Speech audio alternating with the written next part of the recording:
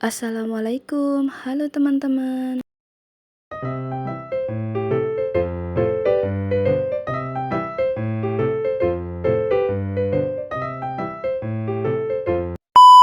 Assalamualaikum warahmatullahi wabarakatuh. Perkenalkan, nama saya Zainal Abidin, NIM 108, kelas akuntansi C. Perkenalkan, nama saya Irina Nindiasari, NIM 138, kelas akuntansi C. Halo teman-teman, perkenalkan nama aku Davanja Shadila Kansa, NIM 101, kelas akuntansi C. Halo semuanya, perkenalkan nama saya Nuri Saptika Ayumi, NIM 143, kelas akuntansi C.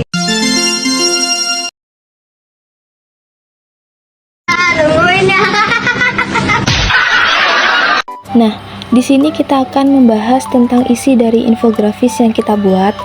Sebelum itu, ada yang sudah tahu apa sih itu infografis? Pasti dari kalian masih belum tahu apa itu infografis ya. Apaan tuh? Oke, aku jelasin ya. Infografis adalah media informasi yang disajikan dalam bentuk teks, serta dipadukan dengan beberapa elemen visual seperti gambar, ilustrasi, grafik, dan tipografi. Jadi, infografis merupakan representasi visual informasi, data, atau ilmu pengetahuan secara grafis. Grafik ini memperlihatkan informasi rumit dengan singkat dan jelas, seperti papan, peta, jurnalisme, penulisan teknis, dan pendidikan. Melalui infografis, ilmuwan komputer, matematikawan, dan statistikawan mampu mengembangkan dan mengomunikasikan konsep menggunakan satu simbol untuk memproses informasi. Nah, itulah pengertian dari infografis. Pasti semua sudah paham kan? Baik, langsung saja kita ke cuplikan selanjutnya, yaitu menjelaskan isi dari infografis yang kami buat. Nah, di sini aku akan menjelaskan isi dari infografis yang kami buat, yaitu tentang bagaimana sih caranya melaporkan SPT tahunan badan secara online.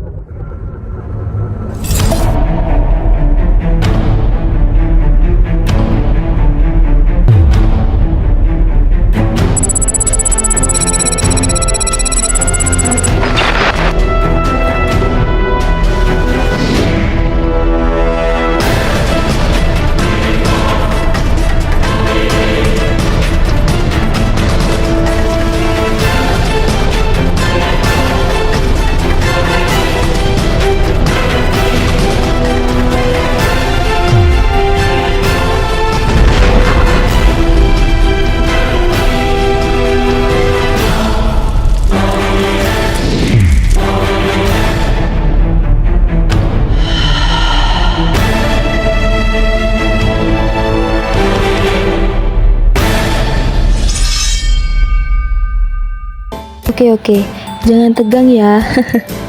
Pada cuplikan sebelumnya, itu merupakan logo DJP, yaitu Direktorat Jenderal Pajak, di mana aplikasi ini memberikan fasilitas kepada wajib pajak pribadi ataupun badan untuk melaporkan SPT pajak atau pembayaran pajak secara online melalui fitur e-filing atau e-billing pajak.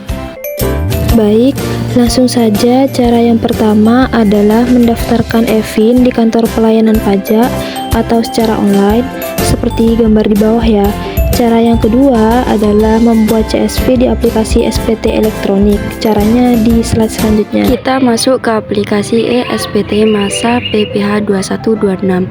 Jika sudah terbuka seperti ini, tinggal kalian pilih nama badan usaha di sini. Lalu klik pilih SPT di atas, lalu klik buka SPT, kemudian klik buka SPT, baru kalian klik OK.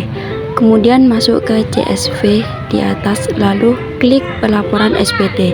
Nah, di sini kalian untuk mencetak file CSV-nya, klik saja buat file CSV, lalu simpan sesuai dengan keinginan kalian, mau disimpan di mana, dan nama filenya tersebut jangan sampai berubah.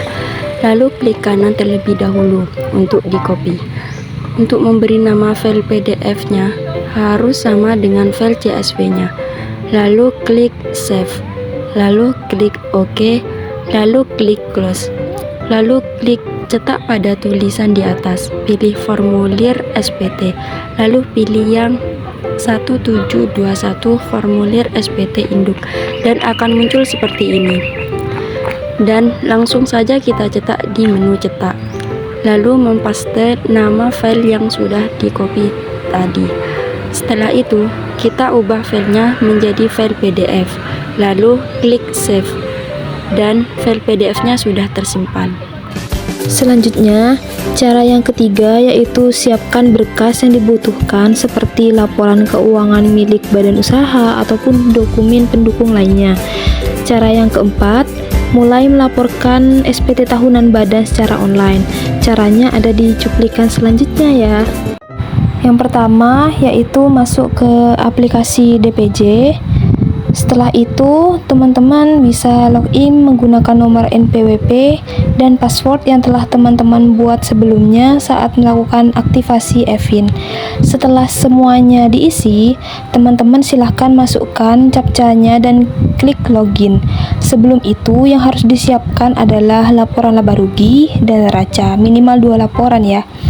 Terus, jika berhasil akan muncul halaman yang ada NPWP elektroniknya seperti ini. Setelah itu, teman-teman masuk ke menu lapor. Selanjutnya kita pilih e-form, maka muncul data formulir 1771.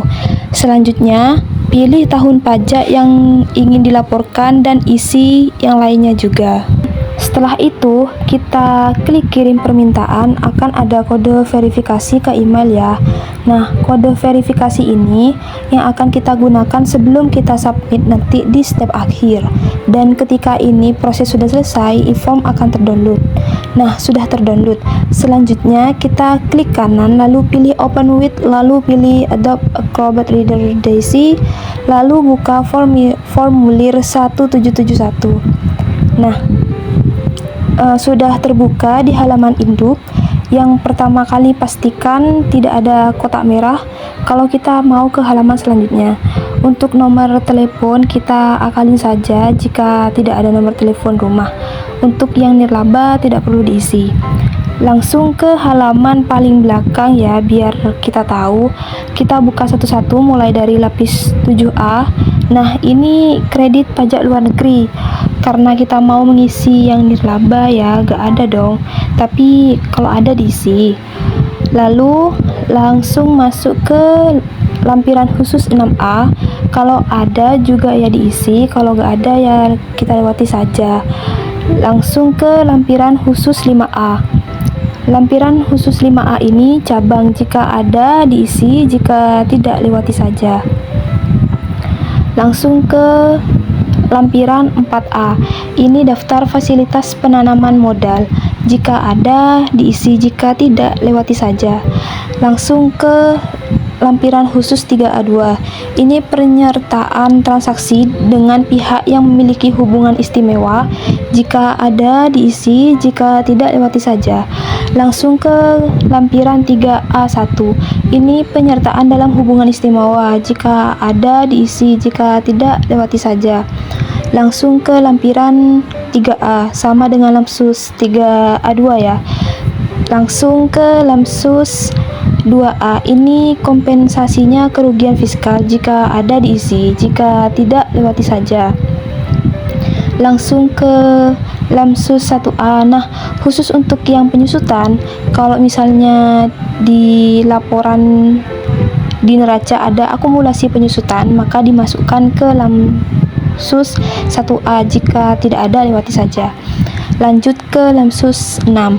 Nah, ini daftar penyertaan modal pada perusahaan afiliasi. Jika ada diisi, jika tidak lewati saja.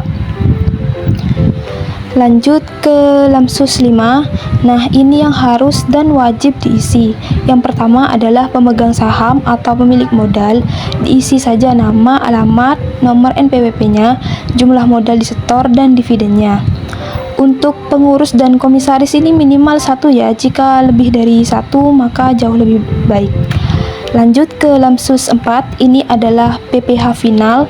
Jika ada diisi disesuaikan, jika tidak lewati saja.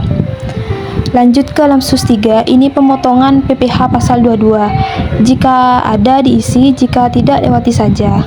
Lanjut ke Lamsus 2. Nah, ini adalah biaya-biaya kita pindahkan dari laba rugi yang sudah kita siapkan sesuai kriteria. Lanjut ke Lamsus 1, diisi sesuai dengan kriteria. Lanjut ke induk lanjutan. Di scroll ke bawah, nah kotak merah ya kita isi, kemudian untuk yang checklist disesuaikan dengan diisi sebelumnya. Lalu scroll ke atas lagi, lalu klik kirim. Nah, ini dia menu unggah untuk laporan keuangan tadi yang sudah dicetak, ditanda tangan, stempel, dan di-scan dalam bentuk PDF. Lalu kita upload di kotak di sini sebelum kita submit. Kita unggah yang sudah kita siapkan laporan keuangan. Setelah itu scroll ke bawah. Nah, ini dia kode verifikasi. Kode ini adalah kode yang ada di email. Nanti akan muncul seperti ini ya dari fairingadvance.co.id.